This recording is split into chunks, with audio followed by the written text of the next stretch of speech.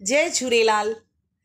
10 अप्रैल सिंधी माधुरी ॿोली जो ॾींहुं यानी असांजो सिंधी भाषा दिवस। असांखे सभिनी खे इन ॾींहं खे ॾाढे धाम धूम सां मल्हाइणु घुरिजे।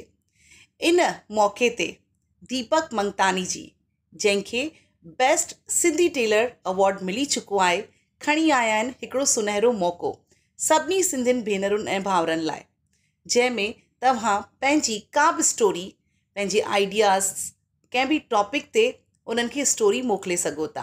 इन्हनि जो कॉन्सेप्ट आहे be a Sindhi, support a Sindhi, follow a Sindhi.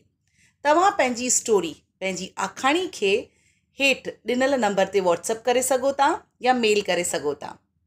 हिन में भाॻु वठण जी एज आहे 15 सालनि खां मथे। त अचो गॾिजी करे मस्तु मस्तु आखाणियुनि जो हिसो बणिजूं, पंहिंजी ॿोलीअ खे बचायूं, सिंधियत खे बचायूं। हिकु हिकु क़दम गॾिजी करे असां सिंधी ॿोली खे अॻियां वधूं, पंहिंजी सिंधियत खे अॻियां वधायूं। जय झूलेलाल।